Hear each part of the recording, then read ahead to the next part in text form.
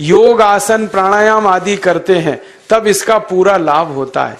तो मैं आपको आपकी जिंदगी के लिए छोटे छोटे कुछ 4 नियम बताना चाहता हूं, और ये 4 नियम का पालन आप सब करिए। मैं आपको विनम्रता पूर्वक लेकिन विश्वास से कहता हूं कि ये 4 नियम का जो भी पालन करेगा जिंदगी में बीमारी और रोग उसको कभी आएंगे नहीं। परम पूजनीय स्वामी रामदेव जी खुद 40-45 साल से इन 4 नियमों का पालन करते हैं। आप भी अगर ये पालन करेंगे तो बहुत अच्छा होगा। मैं भी करता हूं मेरे जीवन।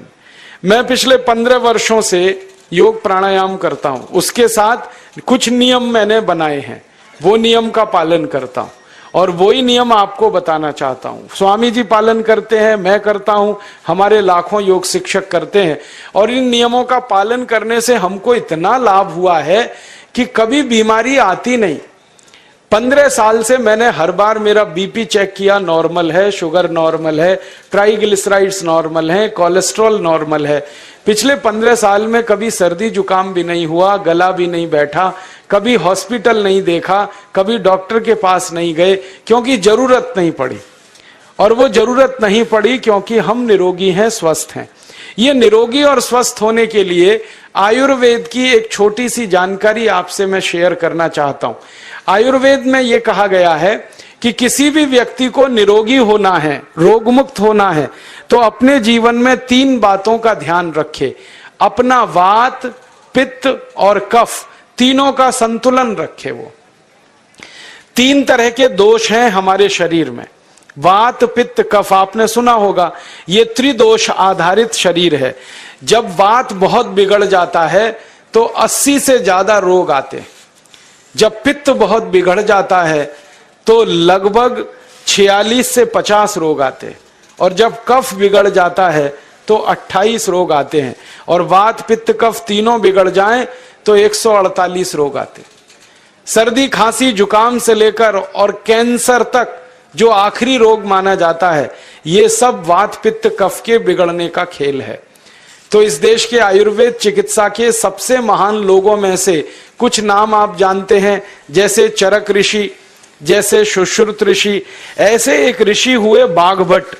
बाघभट्ट ऋषि ने एक पुस्तक लिखी है, उसका नाम है अष्टांग हृदयम, और एक पुस्तक लिखी है उसका नाम है अष्टांग संग्रहम। इन दोनों पुस्तकों में उन्होंने 7000 नियम बताए हैं।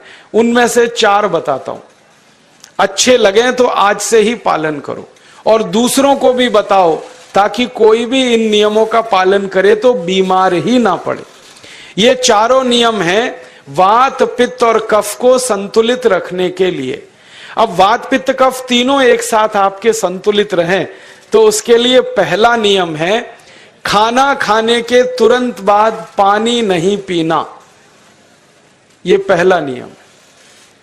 आप बोलेंगे ये तो बड़ी मुश्किल बात है, खाना खाते ही पानी पीते हैं हम तो सबके सब, और बिना पानी पिए खाना ही नहीं खाते। कई लोग तो खाने से ज्यादा पानी पीते हैं, खाना कम खाते हैं, पानी ज्यादा पीते हैं। ये खाना खाने के बाद पानी कभी भी नहीं पीना, क्योंकि महर्षि बाघभट्ट कहते हैं भोजनांते विषम वारी, माने भोजन के अंत में पानी पियो तो जहर के पीने के जैसा है। इसलिए वो कहते हैं कभी भी खाने के तुरंत बाद पानी मत पियो। अब आप मुझे पूछोगे क्यों नहीं पिए, कारण बता दो। कारण मैं बताना चाहता हूं सरल भाषा में। हम जब खाना खाते हैं ना तो पेट में सारा खाना इकट्ठा होता है। पेट में एक स्थान होता है, उसको हम कहते हैं जठर। संस्कृत में, हिंदी में जठर कहते हैं, अंग्रेजी में उसको एपिगैस्ट्रियम कहते हैं, हिंदी में कुछ लोग उसको आमाशय भी कहते हैं। ये जठर छोटा सा स्थान है। आपके पेट में नाभि है ना, उसके लेफ्ट साइड में बाईं तरफ छोटा सा स्थान है। सारा खाना आपका इसी स्थान पर आता है। जो भी आप खाते हो, रोटी, चावल, दाल, सब्जी, दूध, दही, कुछ भी खाओ, सब कुछ जठर में आता है। अब जठर में जैसे ही खाना इकट्ठा होता है तो उसमें आग जलती, और उस आग को कहते हैं जठर अग्नि। मिला के बोल देते हैं जठराग्नि। आप जैसे ही खाना खाते हो, पेट में जठर में अग्नि जलती है, वो अग्नि खाने को पचाती है, और अग्नि खाने को ऐसे ही पचाती है जैसे रसोई घर की अग्नि खाने को पकाती है। आपके रसोई घर में आप अग्नि जलाओ, उसके ऊपर दूध रख दो, दूध में थोड़ा चावल डाल दो, अग्नि जब तक जलती रहेगी खीर तब तक बनती रहेगी। आप घर में अग्नि जलाओ, उसके ऊपर पानी रख दो, उसमें दाल डाल दो, दाल की पकने की क्रिया तब तक चलेगी जब तक अग्नि जलेगी। ऐसे ही पेट में होता है, जैसे ही आपने खाना खाया पेट में अग्नि जलती है, और जब तक अग्नि जलती है तो खाने के पचने की क्रिया चलती है। जैसे रसोई घर में खाना पकाते हैं वैसे ही पेट में भी खाना पकता है, इसी को हम पचने की क्रिया कहते हैं, अंग्रेजी में उसको डाइजेशन कह देते हैं। तो आपने खाना खाया, पेट में अग्नि जल गई, अब वो खाने को हजम करेगी, पचाएगी। अब मुझे एक प्रश्न का उत्तर दो आप, कि जैसे ही आपने खाना खाया पेट में अग्नि जल गई और वो खाने को पचा रही है, तुरंत आपने गट गट गट गट पानी पी लिया और खूब ठंडा पानी पी लिया, बर्फ मिलाया हुआ पानी पी लिया, फ्रिज का पानी पी लिया, क्या होने वाला है? अग्नि जलेगी कि बुझेगी? अग्नि के ऊपर पानी डालो तो अग्नि और पानी की दोस्ती नहीं है, दुश्मनी है, पानी अग्नि को बुझा देता है। तो आपने खाना खाया, अग्नि जली, पीछे से गटगट पानी पी लिया, अब अग्नि शांत हो गई, अब खाना पचेगा नहीं, तो वो पेट में पड़ा पड़ा सड़ेगा, और सड़ा हुआ खाना 100 से ज्यादा विष पैदा करेगा, और वो 100 विष आपकी जिंदगी को नरक बना देंगे और जिंदगी भर आप बीमार पड़े रहेंगे। आपको मालूम है, कई लोग कहते हैं मुझे पेट में बहुत गैस बनती है। ये गैस उन्हीं को बनती है जिनका खाना हजम नहीं होता। कोई लोग कहते हैं कि मुझे पेट में जलन होती है, ये जलन उन्हीं को होती है जिनका खाना पचता नहीं। कोई कहते हैं कि मेरे पेट में एकदम गुम हो जाता है, फूल जाता है, ये सब वो लक्षण हैं जब खाना पचता नहीं। तो खाना पचेगा नहीं तो सड़ेगा, सड़ेगा तो विष पैदा करेगा, और वो विष आपको बीमार करेंगे। इसलिए महर्षि बागभट्ट ने कहा, खाना खाते ही पानी मत पियो। समझ में आया? फिर आप बोलोगे कितनी देर तक नहीं पिए? कम से कम 1 घंटे तक। 1 घंटे बाद पानी पियो। आप बोलोगे जी 1 घंटा क्यों? ये जो अग्नि जलने की क्रिया है ये लगभग 1 घंटे तक ही चलती है पेट में, उसके बाद अग्नि अपने आप शांत हो जाती है, उसके बाद पानी पी लो। तो खाना अगर 10 बजे खाया तो 11 बजे पानी पियो, 11 बजे खाया तो 12 बजे पियो, 12 बजे खाया तो 1 बजे पियो, 1 घंटे बाद पानी पियो। अब आपके मन में यह सवाल आ सकता है कि खाना खाने के पहले पी लें क्या? हाँ पी लो, 40 मिनट पहले पेट भर के पानी पी लो। 10 बजे खाना खाना है, 9:20 पे खूब पानी पी लो, जितना पी सकते हो। 11 बजे खाना खाना है, 10:20 पे पी लो, खूब पानी पी लो, 40 मिनट पहले। आप और एक सवाल पूछ सकते हो कि अच्छा ठीक है, खाने के बाद पानी तो नहीं पिएंगे, कुछ और पी सकते हैं क्या पानी को छोड़कर? तो उसके लिए बागभट्ट जी कहते हैं कि खाने के तुरंत बाद अगर पीना है तो दही की लस्सी पियो, मट्ठा। खाने के बाद अगर तुरंत पीना है तो फलों का रस पियो, गन्ने का रस पी लो, संतरे का रस पी लो, मौसमी का रस पी लो, अनार का रस पी लो। अब आप कहोगे ये सब महंगी महंगी चीजें बता रहे हैं, गन्ने का रस, संतरे का रस, अनार का रस, पैसे तो है नहीं। तो सबसे सस्ता रस है नींबू का ही रस पी लो, शिकंजी बना के पी लो, वो तो सबसे सस्ता है। तो खाना खाने के बाद या तो दही की लस्सी पियो या रस पियो। और एक तीसरी चीज है, दूध पी सकते। तो खाने के तुरंत बाद पीना है तो दही की लस्सी या मट्ठा, खाने के तुरंत बाद पीना है तो कोई फल का रस, खाने के तुरंत बाद पीना है तो दूध। पानी 1 घंटे बाद पियो। और अगर एक बात ध्यान रखो तो अच्छा है कि सवेरे खाना खाते हैं जिसको हम ब्रेकफास्ट कहते हैं, नाश्ता, तो फलों का रस पीना अच्छा, दोपहर को खाना खाएं तो लस्सी और मट्ठा पीना अच्छा, और रात का खाना खाएं तो दूध पीना अच्छा। जो लोग इस नियम का पालन कर सकते हैं जिंदगी में कभी भी 80 रोग उनको नहीं हो सकते। वात पित्त कफ तीनों ही इस एक छोटे से नियम से संतुलित रहते हैं। तो ये पहला नियम मैंने आपसे कहा।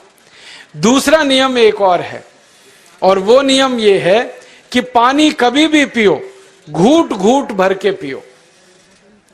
जैसे गरम चाय पीते हैं, गरम कॉफी पीते हैं, गरम दूध पीते हैं, एक एक घूट भर के, एक एक सिप करके, ऐसे ही पानी पीने की आदत डालो। ये मुंह में एक बार गिलास लगा लिया, गटागट उसको खाली कर दिया, ये तरीका गड़बड़ है। एक घूट पानी, दो घूट पानी एक बार में उतना ही पियो। आप बोलोगे ये क्या चक्कर है? बात ऐसी है कि एक एक घूट पानी जब हम पीते हैं तो मुंह की लार पानी के साथ मिलकर पेट में अंदर जाती है, और ये जो मुंह की लार होती है ये क्षारीय होती है, और पेट में हमेशा अम्ल बनता रहता है। तो एक घूट पानी पिया, मुंह की लार इसके साथ अंदर गई, दो घूट पिया और ज्यादा गई, बार बार लार अंदर जाएगी तो क्षार पदार्थ पेट के अम्ल के साथ मिलेगा। पेट में अम्ल बनता है, मुंह में लार क्षारीय होती है। तो ये क्षार को अम्ल में मिला दिया जाए और ये अच्छे तरीके से मिलकर पेट में जाए तो कभी भी कोई व्यक्ति के पेट को अम्लता नहीं होती, एसिडिटी नहीं होती। और पेट में अम्लता नहीं होती तो रक्त में अम्लता नहीं होती, और जिनके रक्त में अम्लता नहीं होती उनकी जिंदगी में कभी भी वात पित्त कफ के असंतुलन की स्थिति पैदा नहीं होती। इसलिए पानी घूट घूट करके पीना। मैं आपको एक छोटा सा मेरा ऑब्जर्वेशन बताता हूं, परीक्षण। आप भारत देश में या दुनिया में कहीं भी जाओ, मनुष्य को छोड़कर पशु पक्षियों को देखना शुरू करो, वो पानी कैसे पीते। किसी चिड़िया को पानी पीते हुए देखो, किसी पक्षी को पानी पीते हुए देखो, वो चोंच के एक बूंद ही के बराबर ही पानी उठाता है। एक बार में एक बूंद पानी लेगा, फिर थोड़ी देर चोंच चलाएगा, फिर पिएगा, फिर दूसरी बूंद लेगा, फिर चोंच चलाएगा, फिर पिएगा, फिर तीसरी बूंद। एक एक बूंद पक्षी पानी पीता है। कुत्ते को पानी पीते हुए देखो, चाट चाट के पानी पीता है। शेर को पानी पीते हुए देखो, चाट चाट के पानी पीता है। जितने जानवर चाट कर पानी पीते हैं, जितने पक्षी एक एक घूंट पानी पीते हैं, किसी भी पक्षी और किसी भी जानवर को डायबिटीज नहीं है, किसी को अर्थराइटिस नहीं है, कोई पक्षी ओवरवेट नहीं है, कोई पशु ओवरवेट नहीं है। वो सब स्लिम और ट्रिम है, क्योंकि वो इतने होशियार हैं कि पानी चाट के पीते हैं या घूट घूट करके पीते। अब मुझे ये हैरानी होती है कि ये पशु पक्षियों को कौन सिखाता है? वो अपने जन्म से ये ज्ञान सीख के आते। उनका कोई गुरु नहीं है, उनका कोई विद्यालय नहीं है, उनके कोई प्रशिक्षण शिविर नहीं लगते, फिर भी उनको इतनी अकल है कि पानी घूट घूट पीना। और हम ये मनुष्य जिनके इतने गुरु, इतने विद्यालय, इतने कॉलेज, सीखने वाले, सिखाने वाले, और हम मूर्खों के मूर्ख गटागट गटागट पानी पीते रहते। तो पानी पीने का तरीका बदल दो, घूट घूट भर के पानी पियो। ये दूसरा नियम है। तीसरा नियम है कि जिंदगी में कितनी भी प्यास लगे, ठंडा पानी कभी मत पियो। बर्फ डाला हुआ पानी, फ्रिज में रखा हुआ पानी, वाटर कूलर का पानी जिसका तापमान बहुत कम है, ये कभी मत पीना। क्यों? क्योंकि शरीर आपका गर्म है और पानी ठंडा है। अब होता क्या है वो मैं समझाता हूं सरल भाषा में। पेट तो गर्म है, अब इसमें ठंडा पानी डाल दिया आपने, तो अंदर झगड़ा होता है। और झगड़ा क्या होता है? या तो पानी पेट को ठंडा करेगा या पेट पानी को गर्म करेगा। अगर पानी ने पेट को ठंडा कर दिया तो पेट के ठंडा होते ही हृदय ठंडा होता है, हृदय के ठंडा होते ही मस्तिष्क ठंडा होता है, मस्तिष्क के ठंडा होते ही आदमी ठंडा होता है, और आदमी ठंडा होते ही राम नाम सत्य होती है। आपको मालूम है, जब शरीर ठंडा पड़ जाता है तो घर में भी नहीं रखते, निकाल के बाहर सड़क पे रख देते।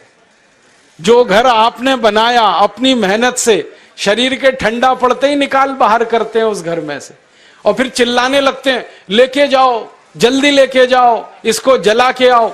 माने ठंडे शरीर की इज्जत नहीं है। तो ठंडा पानी क्यों पी रहे हो भाई? बंद कर दो। कोई जानवर ठंडा पानी नहीं पीता, कोई पक्षी नहीं पीता। तो आप ये ठंडा पानी पीना बंद करो, सादा पानी पीना शुरू करो। और गर्मी के दिनों में बहुत अगर आपको तकलीफ है तो मिट्टी के घड़े का पानी पी लेना, फ्रिज का और बर्फ का नहीं पीना। ये तीसरा नियम है। और चौथा और आखिरी नियम है कि आप सवेरे ही सवेरे जब सोकर उठते हो तो सबसे पहले पानी पियो। जैसे ही आपकी आंख खुल गई तो पहले 2-3 गिलास पानी पी लो, उसके बाद आप टॉयलेट में जाओ। उठते ही पानी पियोगे तो 2 फायदे हैं। पहला फायदा यह है कि पानी पेट में जाकर बड़ी आंत को साफ करता है, और जैसे ही बड़ी आंत की सफाई होगी पेट पे दबाव पड़ेगा और आप संडास घर में जाएंगे, 2-3 मिनट में पेट आपका साफ हो जाएगा। जिनका पेट सुबह एक बार में साफ हो जाता है उनकी जिंदगी में कभी रोग नहीं आता। इसलिए सुबह सुबह उठते ही पेट साफ होना जरूरी है। और उठते ही पानी पियोगे तो मुंह की जो लार है वो पानी के साथ मिलकर अंदर जाएगी। सुबह पेट में एसिड की मात्रा ज्यादा होती है, इसलिए लार का पेट में जाना बहुत जरूरी है। इसलिए सुबह उठते ही पानी पीना बहुत जरूरी है। ये 4 नियम हैं आयुर्वेद के। पहला नियम, खाना खाने के 1 घंटे बाद पानी पीना। दूसरा नियम, पानी को हमेशा घूट घूट भर के पीना। तीसरा नियम, कभी भी जिंदगी में ठंडा पानी नहीं पीना। और चौथा और आखिरी नियम, सवेरे उठते ही सबसे पहले पानी पीना। 4 नियमों का पालन जो भी अपने जीवन में कर सकता है वो वात पित्त कफ तीनों को संतुलित रख सकता है। और जिसका वात पित्त कफ संतुलित है उसके जीवन में बीमारी नहीं आती है। और जो बीमार नहीं पड़ते हैं वो स्वस्थ और तंदुरुस्त और सुखी रहते हैं। उनकी जिंदगी का खर्चा कम होता है और देश का भी बहुत सारा पैसा बचता है। आपको शायद मालूम है या नहीं, 1 साल में हम जब बीमार पड़ जाते हैं भारतवासी तो साल का करीब 6 लाख करोड़ रुपया हमारा खर्च हो जाता है उन बीमारियों का इलाज करने में। इसलिए इतना पैसा फालतू में हम खर्च करें हर साल 6 लाख करोड़, ये बहुत बड़ी रकम है। इससे बेहतर यह है कि हम बीमार ही नहीं पड़ें और स्वस्थ रहें, सुखी रहें। और ये 6 लाख करोड़ का जो खर्चा हम करते हैं बीमार पड़ने पर, अक्सर ये एलोपैथी की दवाएं खाने में खर्च होता है। और जो एलोपैथी की दवाएं हम खा रहे हैं जैसे paracetamol, baralgan, butazone, oxyphenbutazone, aspirin, disprin, novalgin, ये सब ऐसी खराब दवाएं हैं जो दुनिया के देशों में 20 साल पहले बंद हो चुकी हैं, भारत में धड़ल्ले से बिक रही हैं और हमको बीमारियों से ज्यादा गंभीर बीमारियों में फंसा रही। ज्यादातर दवाएं जो आप खाते हो वो किडनी खराब कर देती हैं, लीवर खराब कर देती हैं, आंतों में घाव कर देती हैं, विकलांगता आ जाती है, पैरालिसिस हो जाता है, ब्रेन हेमरेज हो जाता है, हार्ट अटैक आ जाता है। दुनिया में लगभग इस समय 84,000 दवाएं बिकती हैं और आपको सुनकर हैरानी होगी उनमें से मात्र 117 दवाएं हैं जो काम की हैं, बाकी सब बेकार की दवाएं हैं। उन बेकार की दवाओं को खाकर हम 6 लाख करोड़ खर्च करते हैं। ये बहुत दुख और अफसोस की बात है। और ये 6 लाख करोड़ का खर्चा समाज के वो लोग करते हैं जिनको जिंदगी में हर समय अपना आर्थिक स्थिति को देख के चलना पड़ता है, जिनकी आमदनी बहुत नहीं है, जिनके घर में आमदनी के बहुत ज्यादा साधन नहीं है, उनको ये पैसा खर्च करना पड़ता है। तो कई बार क्या होता है, किसी का घर बिक जाता है, किसी का खेत बिक जाता है, किसी के घर के गहने गिरवी रख जाते हैं, किसी को कर्ज लेना पड़ जाता है, किसी को कर्ज लेकर दोबारा कर्ज लेना पड़ जाता है। मैंने इस हिंदुस्तान में पिछले 15 साल के प्रवास में देखा कि गांव-गांव के गरीब किसान कर्ज ले लेकर ये महंगी दवाएं खाकर इलाज करते हैं, डॉक्टरों को पैसा देते हैं, दवा कंपनियों को देते हैं, और वो पैसा फिर इस देश में से दूसरे देश में चला जाता है, क्योंकि अक्सर ये दवाएं बनाने वाली कंपनियां विदेशी होती हैं।